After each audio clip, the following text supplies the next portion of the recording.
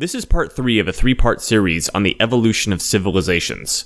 We will be discussing the challenges facing contemporary Western civilization through the lens of a historical analysis method developed by Carroll Quigley, a man well known for writing the book Tragedy and Hope. If you would like to learn more about instruments versus institutions, or the 7 stages of civilization, please consider out parts 1 and 2 on iReadIt.tv. Otherwise, thank you for watching and enjoy the show.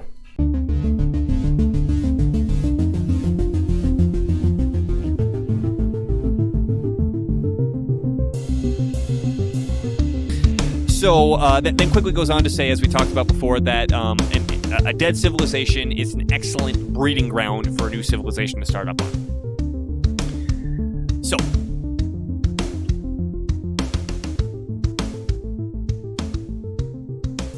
what can we learn from this, Nima?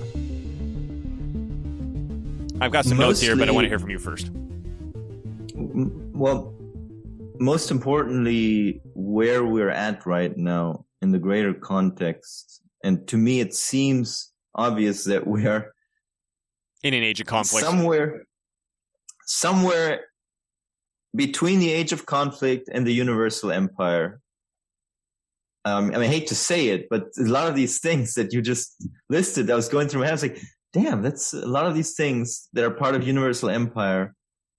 We're seeing We're already seeing. Doesn't mean we're in that phase yet, but I think we're just on the brink. We're very close. On the other hand, we're seeing a lot of circumvention efforts at the same time. Well, I mean, let's just look at tragedy and hope, right? There's 2 words there. There's the tragedy, the situation, and there's some hope here. So exactly, you're about to talk about hope. I think the hope is everything we're seeing right now that is challenging the status quo. In other words, when it comes to the media, which is a cultural instrument, or a social instrument, I guess, in particular, we're seeing the alternative media and the alternative technology supporting the alternative media proliferating hugely around the world. I mean, these numbers, I don't think these numbers can be ignored. Joe Rogan has something like, how many? Like 40 million subscribers or something like that.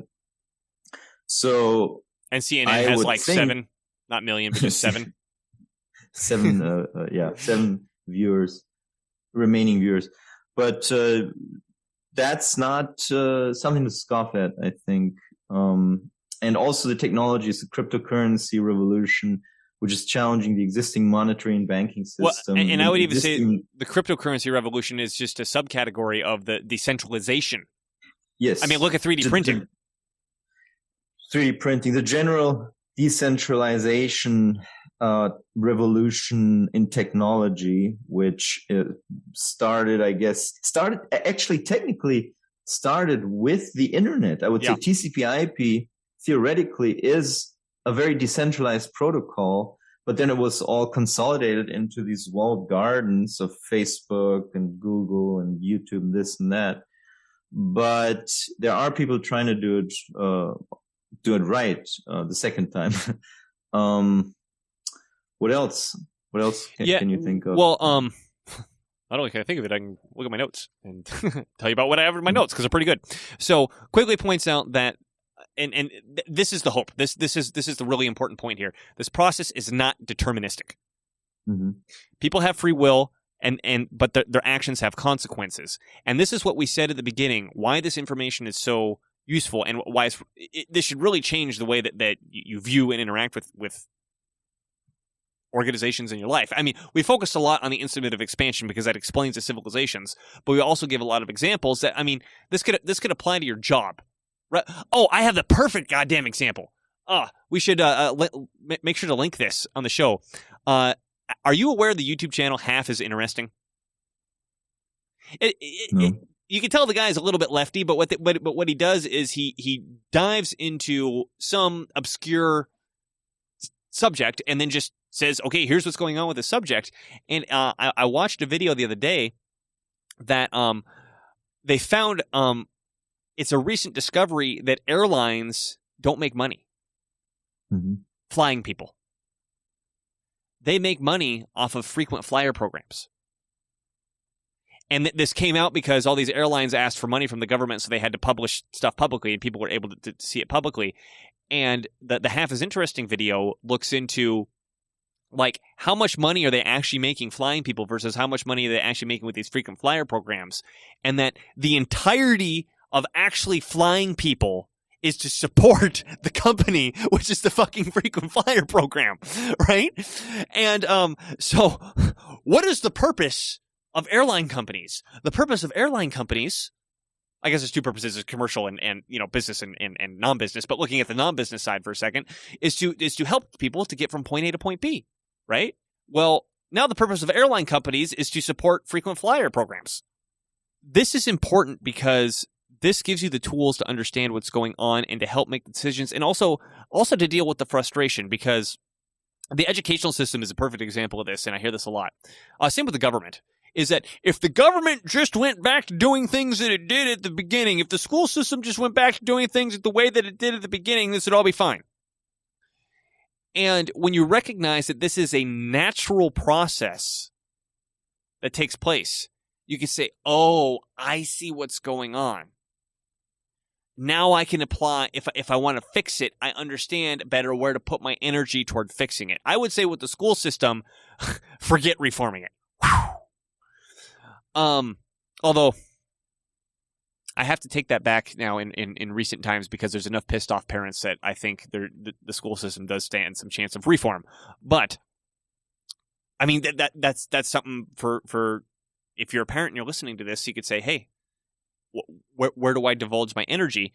And the fact that this is a free will thing allows us to say, okay, if this is the natural tendency of things, if the natural tendency of things is to fall, and we know that, well, we can develop techniques to say, okay, came to airplanes again, we could develop an airplane which doesn't fall for a certain amount of time, right? Because we understand how the concept works. Well, if we understand the concept of how instruments become institutionalized, we can direct it and point at it and say, let's fix that thing. Or I would even say, and I learned this from reading Dan Pena's book, is that he says that most companies develop their strategy based off their structure. And he said whenever he had a company, he said, my structure came from my strategy. Everybody's job description was fluid. If we just woke up one day and said, shit, this is, environment change, we need to do that. Everybody's, people got fired, we hired new people, everybody's job got changed. Which, when I heard that from him, I'm like, that's exactly what Carroll Quigley was talking about. in instruments versus institutions, where what Dan Pena was writing about in his book is saying, making sure that everybody in the organization is clear on what the goal is, and that we're moving toward it, and that the structure goes at any moment in order to continue achieving that goal. If we've got that mindset toward all the organizations that we're working in, all the stuff that we went over no longer becomes, something that has to happen. Great points. It's not deterministic. It only is if you say it is, and if you think it is, you'll end up being right. Like Henry Ford once said, whether you think you can or you can't, you're right. Yes. I'm going over my notes again here. Quigley also says, early stage 4 has a lot of freedom for reform and circumvention. And obviously late stage 4 doesn't, and we can argue whether or not we're in early or late stage 4. Another miscellaneous point, in theory, stage 5, which is universal empire, is not necessary. You could go from conflict to decay while skipping universal empire, which I would argue we're seeing now, because in modern day, because we have superpowers and nuclear weapons and stuff, like, you can't just invade your neighbor like you could in yesteryear.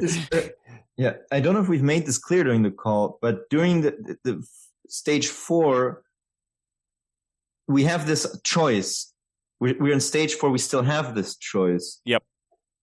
Right. We can, if we manage to circumvent the instruments of expansion, we go back to expansion, and then we'll see. Yeah, what happens. we didn't make that We clear. didn't explicitly say that. Yeah. If we fail to do that, if the reaction succeeds, then we will proceed towards the next stages, either universal empire or straight. Well, to and then let's talk about that, okay. because we mentioned the parallel economy, because I think this is important for understanding what we're looking at.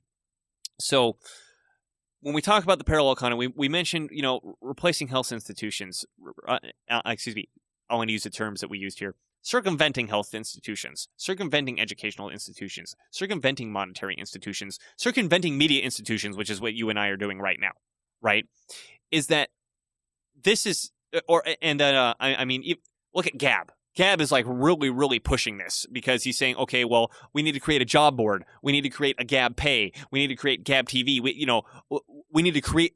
It's like he's as fast as possible trying to circumvent as many institutions as he can get his hands on, which I think is awesome. And I want to emphasize the importance of this, is that in the sense of the civilization, that is civilization-saving stuff that he's shooting for and engaged in. Exactly. What Nima and I are doing is, we're doing civilization-saving stuff right now, Nima. Did you know that? I hope. We're doing civilization-saving stuff. So,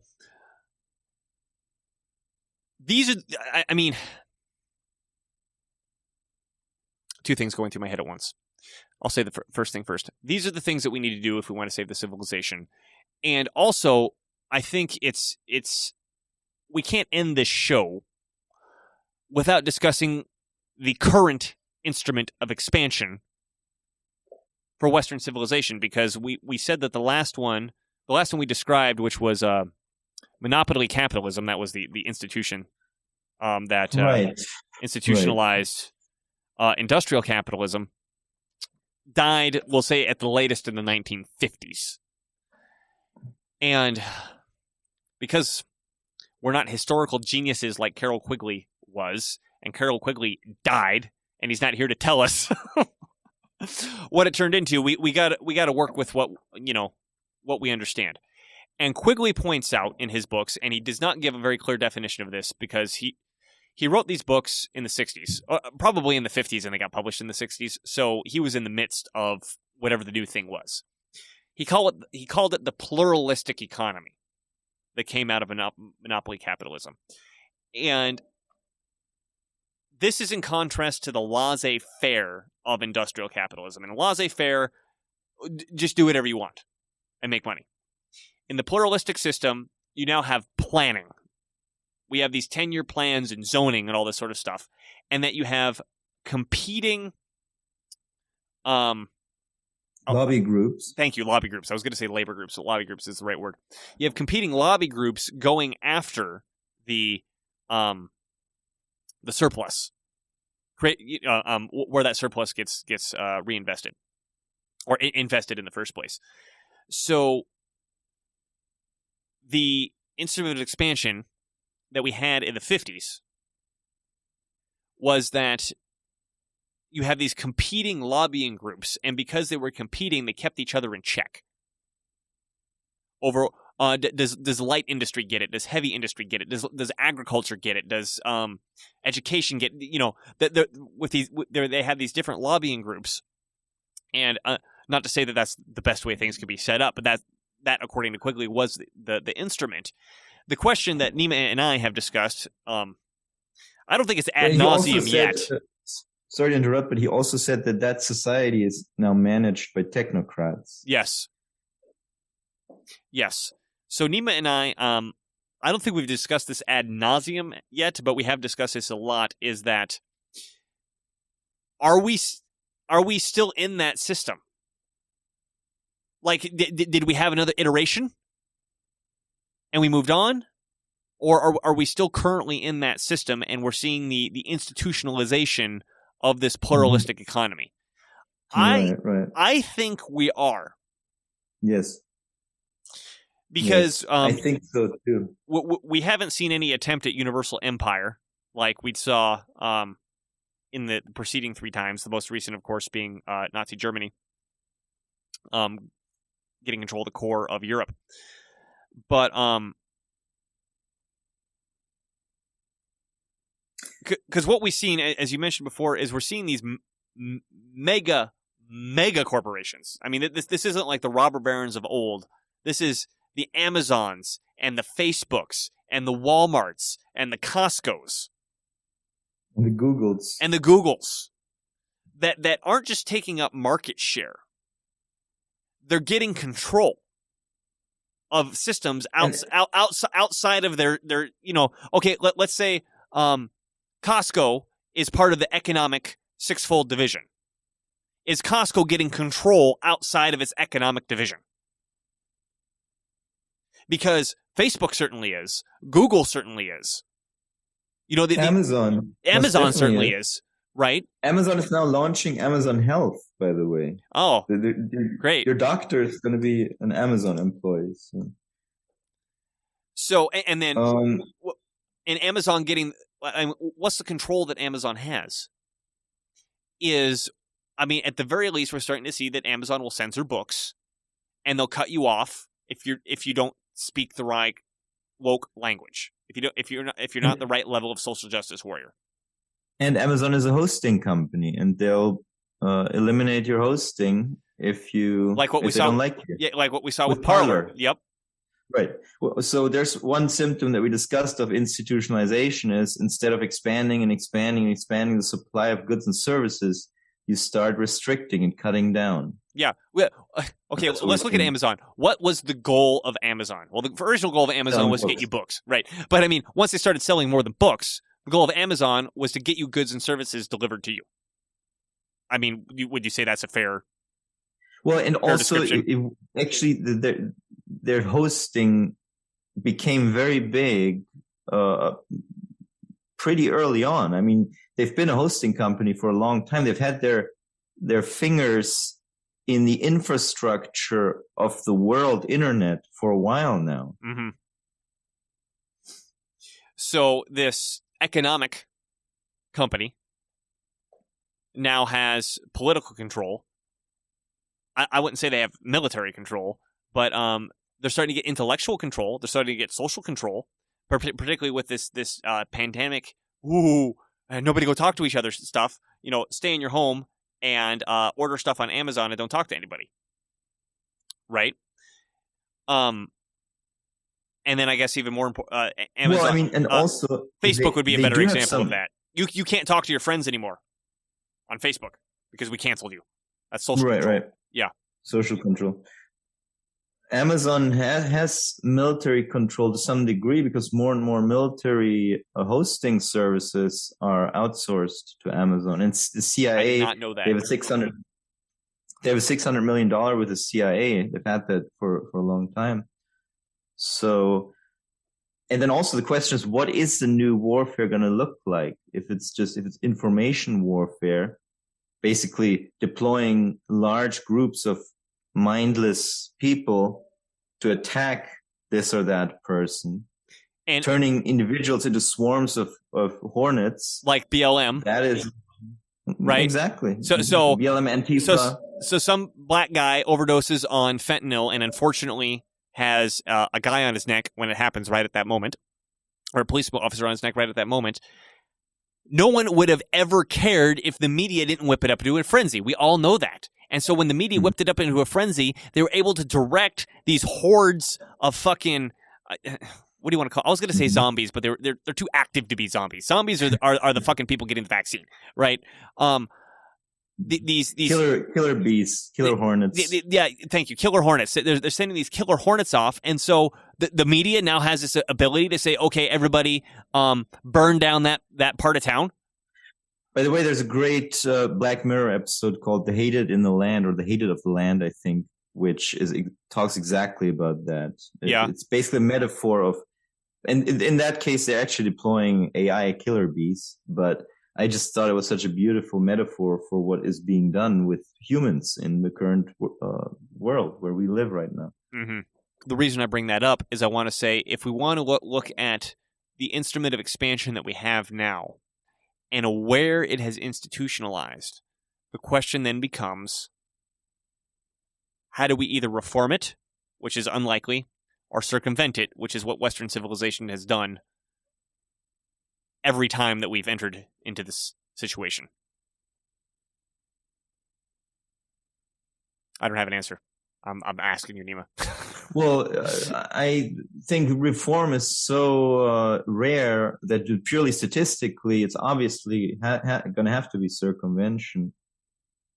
And reform is just, while we were having this conversation, I was trying to think of an example of some reform that actually deserved the name or the label reform. Yeah, I can't think of one.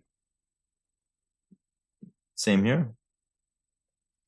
So, and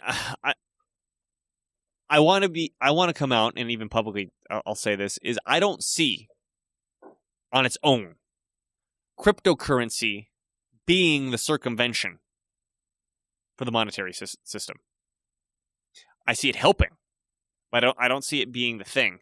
And I'm wondering, can you keep the money? Let's just talk about dollars for now. Can you keep the concept of dollars and still circumvent? And let me explain a little bit what I mean by that. Let's look at PayPal, and let's look at Patreon, and let's look at what's another financial service that's been canceling people? Cash App, that's another one. So we got these Venmo, which is PayPal. So currency is becoming more and more digital, and then we have these institutions that'll just up and decide that they could shut you off because they don't like you, right? Obviously, an institutionalization of an instrument. GabPay comes along and then says, okay, we won't do that because of your political beliefs. You got to do something outright illegal with a court order for us to do something like that. Is that the circumvention? Is people saying, okay, we're going to continue using the monetary system that we have, we're going to circumvent the institutions that facilitate it? I don't think so. Or is the circumvention literally we need new money? I think we need decentralized money because the centralized money, even if GabPay develops a payment service, if it ends up depending on the Federal Reserve System and the U.S. banking system, then there's a centralized lever of control. Which they could just do it at that level instead. Mm-hmm. Well, at the end of the day, if it's, I'm not familiar with how GabPay exactly works yet, but if it is another competing merchant service, then they're still dependent on a bank, and they've said that they're actually working with a bank that cooperates with them. Well, and that's the next thing. It's like, Nemo, let's start a bank. Well, right. So there's that. But then, do we create a bank that is part of the Federal Reserve System? Yep. The Federal Reserve is going to start rolling out ESG rules and all kinds of things. They're going to start telling banks, don't lend to that evil Nazi. Don't lend to people who want to buy houses by the ocean because sea levels are going to rise, in our political opinion. And so they kind of have to they're going to start forcing banks to not do loans that right now they're totally doing. Like Dan Pena said, if global warming was such a catastrophe, climate change was such a real catastrophe, the banks would have long been all over that stuff. They would not lend money to somebody who buys a house on a 30-year loan that's going to be gone in 5 years. Loan. Yeah. They would absolutely not do that. It's a silly idea to think. They would have to also, they would start forcing banks to comply, I think, through rules and regulation, these kinds of things. I mean, I hope they don't succeed at that, but they have that vector, they have that lever, they have that tool in their arsenal. And as long as that's the case, unless there's some sort of political circumvention, some other circumvention. I was even thinking of political reform, because what's going through my head as you're talking is, okay, and this would have to be a multi-pronged approach, and this is really important to emphasize. This, for us saving ourselves out of this thing, this is everybody participating, right? This isn't, well, Donald Trump won or Donald Trump lost. That's not the solution here. This is everybody getting involved at some level. So if you haven't watched our Center for Self-Governance interviews that we've done, please go back and watch them. They're awesome. Of people saying, okay, here's how I'm going to get politically involved, taking this training that the Center for Self-Governance offers, and it's absolutely fantastic, is that if, on one hand, let's say you and I start a new banking empire over here. On the other hand, we've got our friends who are on our side running for office. Oh, I want to keep my hands on the camera. There we go. Over here. And on the other hand, we have a CSG teams influencing the people that are already in the system, working to put the 7 boundaries back in the 7 boundary layer republic. Right? And if you don't know what that is, please go back and watch the CSG channel. Right? It's important that with these things angled to get this stuff back would reform, I guess, a mix of individual pieces of reforms and circumvention happening, overall reform the system that we currently have politically. Mm-hmm. I could visualize that. I agree.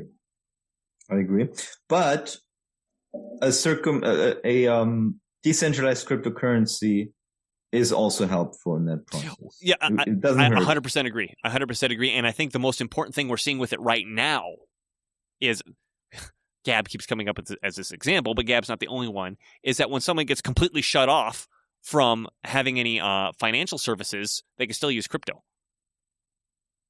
Correct. Right. And they have, yeah, and it's been successful. So, at the very least, whether or not crypto is or isn't money, it will give you access to the financial system. WikiLeaks, if you get turned off, otherwise, yeah. Same with WikiLeaks. They were shut. They were cut off by MasterCard, Visa, PayPal. All these progressive heroes of open-mindedness and wokeness, and they started collecting crypto donations, and that was early on. So they ended up making out pretty good, I think. Ended up building a war chest that they could pay for lawyers out of, these kinds of things. I wanted to talk about invasion a little bit more, if you didn't have anything else left on that topic. Mm-hmm. Mm-hmm. So, invasion happens. I want to bring back decay. Once the society or the civilization has decayed to a certain point, and quickly posits the question, I don't remember if I said this at the beginning of the show, that why does a society that's been successfully responding to challenges suddenly stop being able to respond to those challenges? And we didn't have the answer to the question yet because we didn't talk about the instrument of expansion. Now that we have, I did say it at the beginning of the show, I remember now. Now that we have, we could say, look, the society has lost its instrument of expansion, and the population no longer has the will to support the very ideas behind the society. And I think one example that we might see today, or might draw from that, is, the religious tradition of Western civilization is obviously Christianity, and we see this full frontal assault on Christianity that's been happening for a while, but I would say within the last 5 years, 10 years, has just totally reached this crescendo that is way louder than it has been in the past. And I think that, as you mentioned earlier, the groundwork was laid in the late 1800s through New Age beliefs, through H.P. Blavatsky's books. But also, what comes to mind is H.G. Wells' The Open Conspiracy. Because in that book, which is not a big book, it's a pretty quick read, and I think it was written in 1928 or so, he lays out the globalists' religion for the world for the next century or so. And he literally says, we need to create a religion for the following reasons. Religions are effective, blah, blah, blah.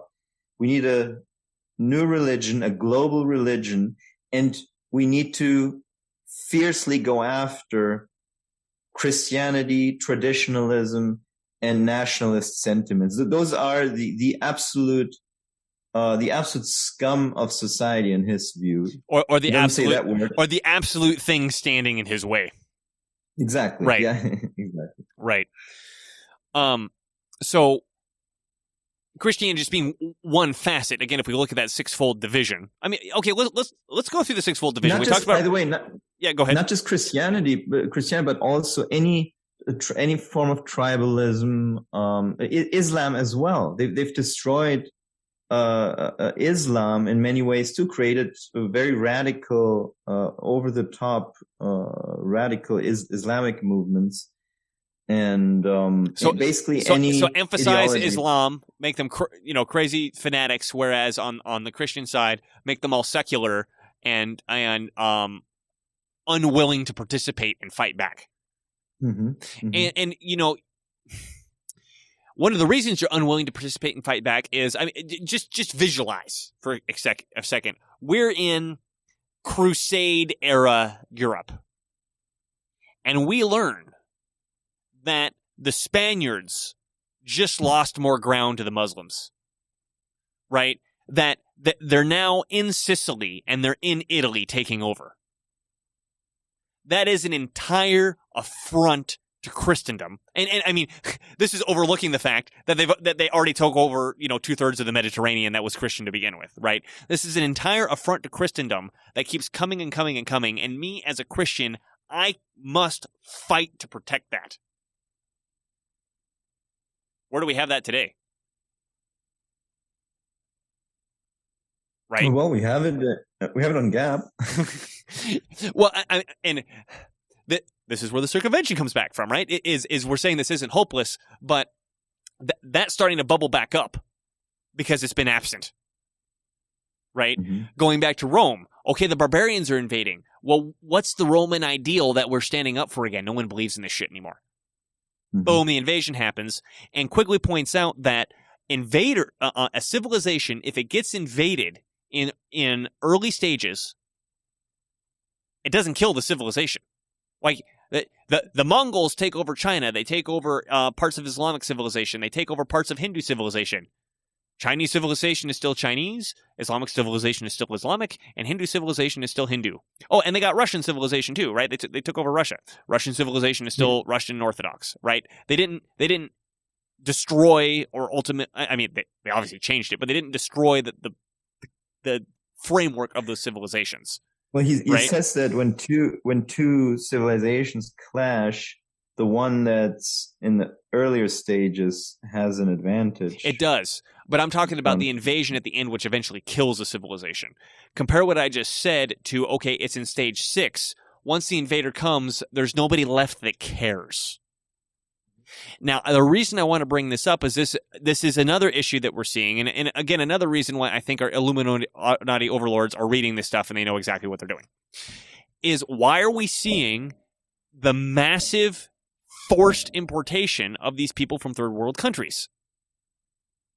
So we've got the culture that has been slowly, and I'd argue intentionally dumbed down, slowed down, and getting killed off. I use the example of Christianity to emphasize that point, while at the same time you're bringing in these more vigorous, people on the periphery, people more vigorous, intelligence not coming into the question here, people more vigorous that have no allegiance to the society on any level of its cultural, of the sixfold cultural steps, while the civilization is being actively pushed toward decay.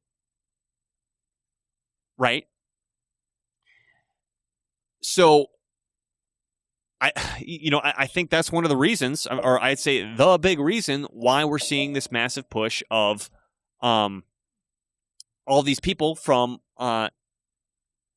antithetical situations, antithetical civilizations and hostile civilizations into ours, while simultaneously we're being suppressed from our culture, is that is literally the exact recipe to kill it off. Mm-hmm. Right? And I guess that's one of the reasons it's so important that we stop this invasion. I don't know what else to call it. It's been a slow invasion up until now, and it turned into a fast invasion about 10 years ago. I don't think that that's the invasion, the type of invasion at all that Quigley is talking about. Because these invasions are not directed by anybody. By another civilization. They're directed by us ourselves. They're used as political tools by the people who wield power within our own political units. Yes, I agree. And what I'm saying is yeah. that I think these people are reading books like this one and they go, okay, we know how this works. So let's, instead of letting it happen naturally, which is what's happened in the past, we can speed it up. Mm-hmm. And then, of course, in the past, this was literally armies coming in and destroying, right? We're not seeing armies coming in and destroying, but we are seeing military-aged men being shipped in by the millions at this point all over the West. And I think it's not 100% analogous, but it's pretty close. And I think it's using the same concept of once the society is weakened, when you bring in the invader, they won't defend themselves. And this particularly applies to Europe, I think. There's more resistance in the US. And also, I will go back to what our friend David has told us. The American conservatives tend to be very hostile towards immigration, Hispanic immigration. And I don't think that's necessary, because I think a lot of these individuals are compatible with our culture and our values. And they don't pose a threat to our society. They're generally hardworking people.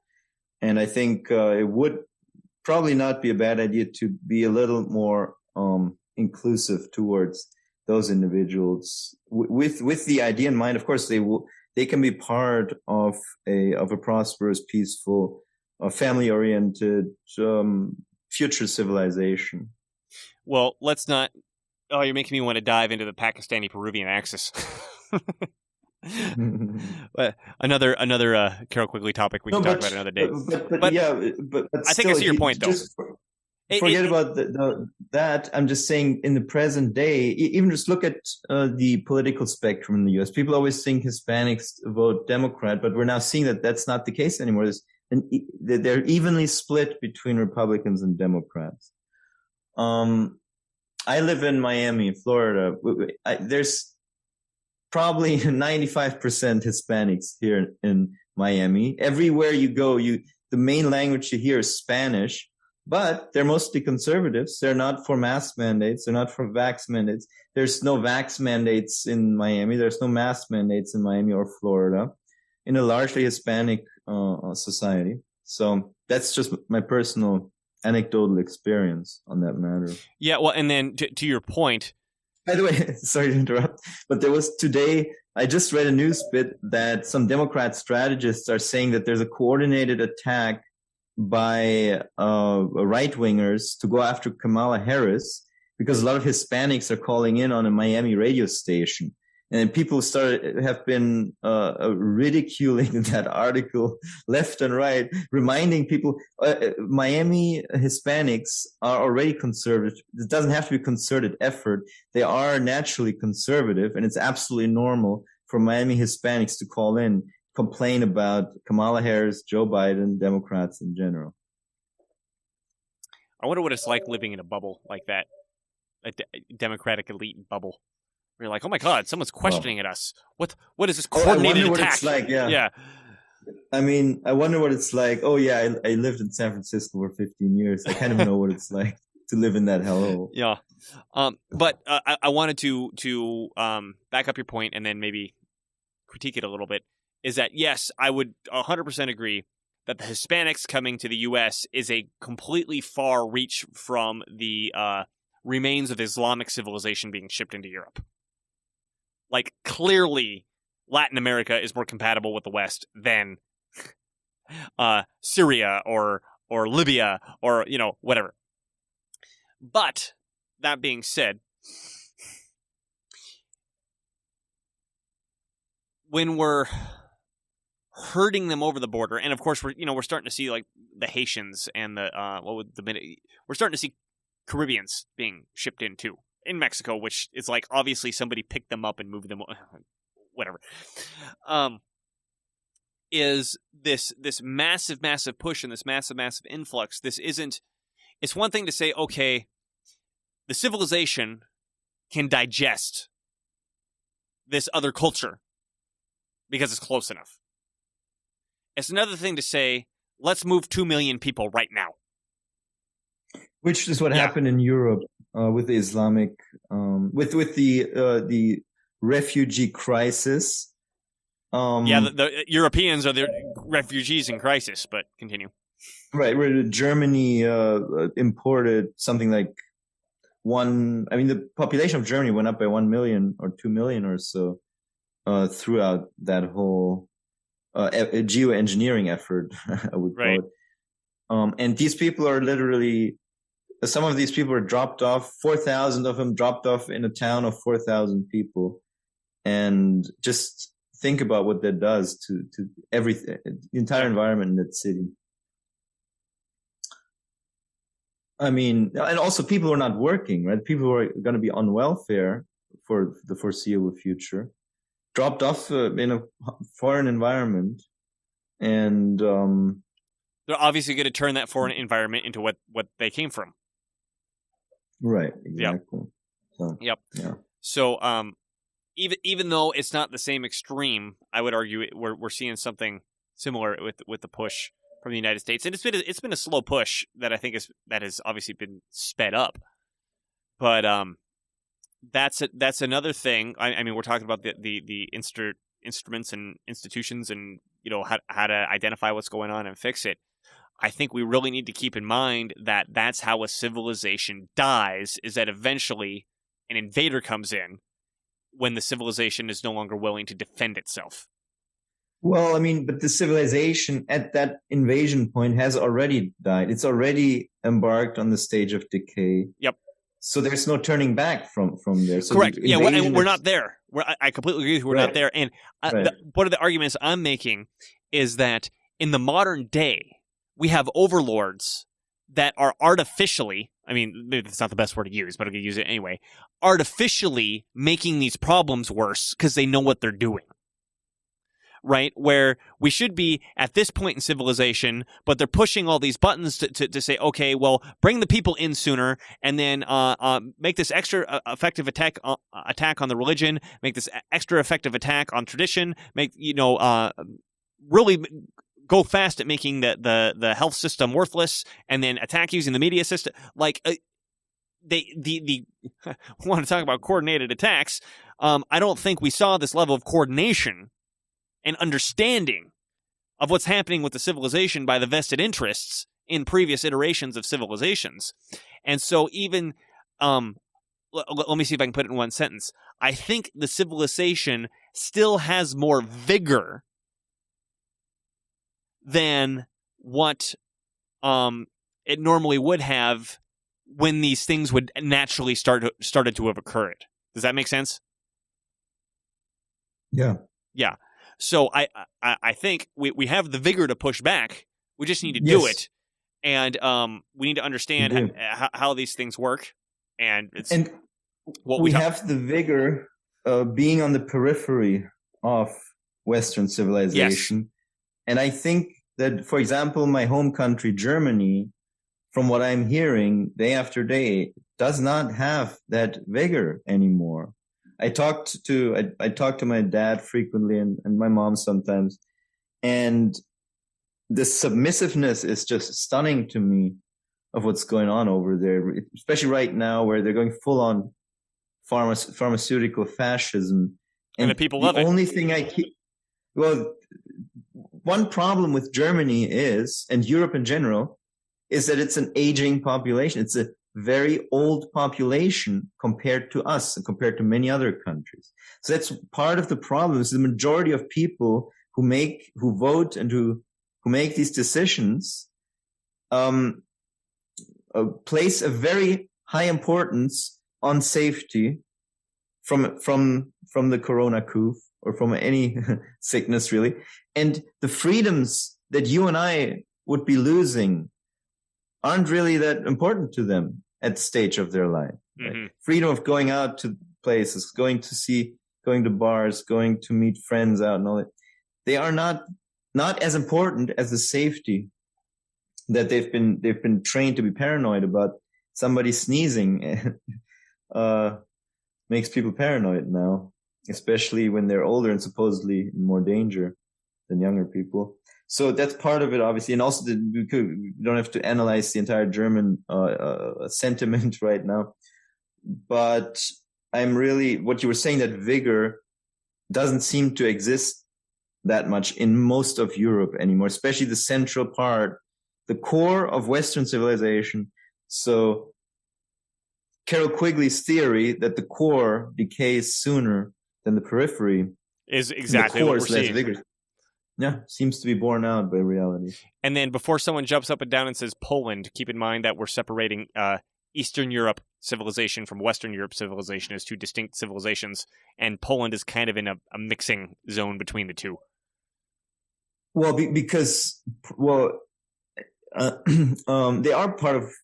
they are considered part of Western civilization, I guess. But the thing is, they're sort of torn in between Russian and Western. Remember the courts we were talking about? I think that's a very good example of where the courts from the West and the courts from the East come down into this ball, and you go, well, it's East. Well, no, it's West. Well, I don't know. Yeah.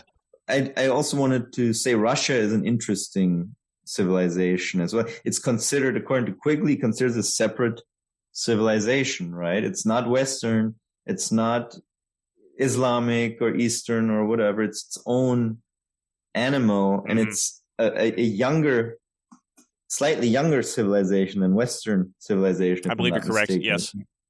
It began in about 700 AD or 700, 800 AD when the Vikings started coming down the river. Yeah. The rivers, exactly. And so Russia is another interesting example. Where's Russia at right now? According to Quigley, Russia is an earlier stage. Russia, even in communism, Russia was in an expansion phase, a very lethal and cruel expansion phase, but it was an expansion phase nonetheless. And then they've reformed their system. They're not communist anymore. But I think they can, based on the numbers you look at, they can easily be considered to be in expansion phase still. So let's talk about let's talk a little bit more about different civilizations that Quigley isn't around to tell us about anymore. Because we've got Russian, like you mentioned, we got Chinese, we got Indian or Hindu civilization, and I would even say Japanese civilization. These are distinct civilizations that Quigley brought up. But he points out that Japanese civilization ended essentially when Commodore Perry came in and said open up to the remains of the Tokugawa shogunate, which was the universal empire of Japanese civilization. And that similar for Chinese and Indian civilization, the Europeans just rolled them over. But obviously there's still something going on in China and there's still something going on in India. And so he wrote these question marks saying, well, I don't know what's happening with these things yet. So I think, starting with Japanese, I think Japanese obviously went through a period of expansion, attempted universal empire, got its ass kicked, and then got a new instrument of expansion, which it took on a new more westernized instrument of expansion, and it's gone back to decay. Japan's totally in decay, similar to the West. With China, it's pretty much a new civilization born out of the ashes. I would be curious to see where the geographical centers were for the communist revolution and how things were taken over, because I wonder if they were on the periphery of the original Chinese civilization, which is to also to point out, quickly breaks Chinese civilization into two civilizations. There was a Sinic civilization that lasted for about 2,000 years, and then a new one came out, which was Chinese civilization. I know typically historians say, China has an unbroken civilization of 4,000 years. Well, according to the way that we just broke it down, no, it doesn't. And then Indian civilization, same thing, where obviously the British came in, took it over, and knocked it to pieces. And then it's obviously a big player on the world set now. So we're looking what's Indian civilization doing? And it looks to me that it's in a phase of growth. I would say Chinese civilization is in a currently a phase of conflict, as much as they've tried to pretend that they're in an age of growth, because everything that they did was a short-term solution to a long-term problem. I think they're about to. I mean, I think the core issue that China's facing right now is that one-child policy that they're going to very dearly pay for soon. And once the population bubble gets through. We basically built them up, so the question is, how much control do they really have? But yeah, there's conflicts going on within China as well.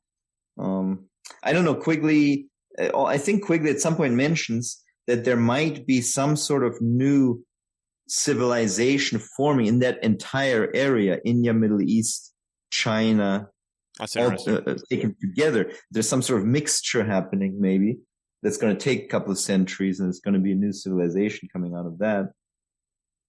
Interesting. Forgot the details.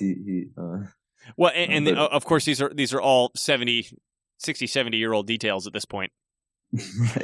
Right. Nima, we've been going for a while. This has been fascinating. We've solved it all. Well, joking aside, I think you and I know this, but hopefully more people can know it when they listen to this, that this is a really effective historical analysis tool. This can help make you an executive of history as opposed to a cleric of history who can tell me the date of written blah on a multiple choice test in high school. And with this, like I said, you can take the frustration that you see of like, oh my God, here's all these bad things happening. Understand that there is a normal process going on here, even if that normal process may be getting exacerbated by certain players, but understand that there's a normal process and say, okay, I understand the process. I understand what fixes the process. Now I have a better understanding of where I can apply my energy and what to get excited about, what not to get excited about, because I'm pretty excited as bad as things are right now. I'm pretty excited about, how the resistance is developing. So, yeah, please take this information and run with it. Nima, did you have any last comments before we wrap this up? Well, yeah, the frustration and all the problems we have, turn those into an opportunity, and things will be less frustrating down the road. I mean, that applies to myself too. And I think we all get frustrated about state of affairs. But what did we do? What did you and I do? We created this show.